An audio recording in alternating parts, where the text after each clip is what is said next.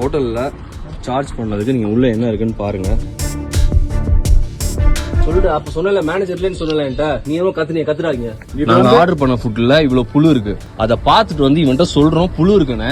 அவன் பாட்டு அங்க ஜூஸ் போட்டுட்டு இருக்கான். அவன் கேட்டா புடுங்கன்னு புடுங்குறான். நான் கேட்டேன் மேனேஜர் வர சொன்னா கேட்டேன், அவர் வர மாட்டாரு இங்க இல்லன்றான். யார் இங்க மேனேஜர்?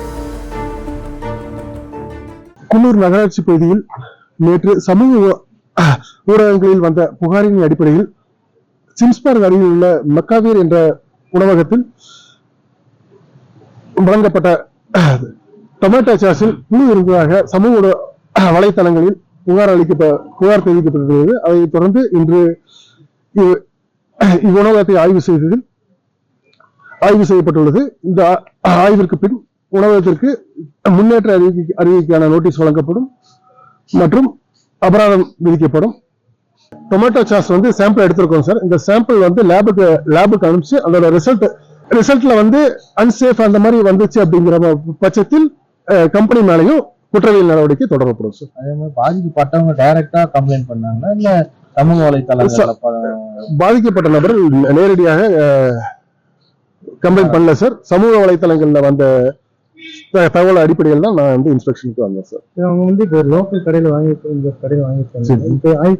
கடையிலும் சோதனை பண்ணுவீங்க சார். அந்த கடையிலையும் போயிட்டு இதே பேட்ச் இருந்துச்சு அப்படின்னா அதையும் சாம்பிள் எடுப்பேன் சார். என்னுடைய பேர் டாமினிக் சாவியோ, 180 மெக்கேவர் வில்லால மேலாளராக இருக்கேன். நேற்றைய தினத்துல நம்ம கொஞ்சம் வாடிக்கையாளர் வெளியிருந்து வந்தாங்க. நம்முடைய சிற்றுண்டியில் ஃப்ரைட் ரைஸ் ஆர்டர் பண்ணி சாப்பிட்டாங்க. சாப்பிடும்போது இந்த ஃப்ரைட் ரைஸுக்கு சேர்க்கக்கூடிய, அதாவது டேஸ்ட் சேர்க்கக்கூடிய தக்காளி சாஸ் அதில் புழுக்கள் இருந்ததா அவங்க சொன்னாங்க. இந்த தக்காளி சாஸ் எங்களுடைய கிச்சன்லேயோ அல்லது எங்களுடைய ப்ராடக்ட் கிடையாது, இது வெளியிருந்து தான் வாங்குறோம்.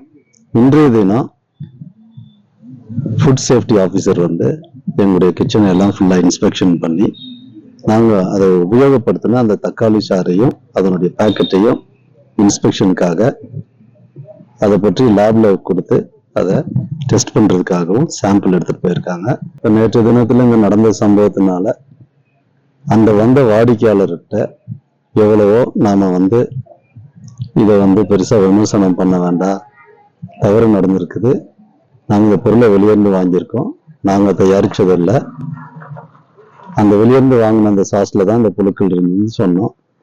எவ்வளவோ அவர்கிட்ட கெஞ்சி ரொம்ப மனத்தாழ்மையா அவர்கிட்ட வருத்தி கேட்கும் போதும் கூட இல்லை, நாங்கள் இதை வலைத்தளங்கள் எல்லாம் போட்டு இதை விமர்சனம் பண்ணுவோம், மற்றவங்களுக்கு இந்த பிரச்சனை எல்லாம் வரக்கூடாதுன்னு சொன்னாங்க.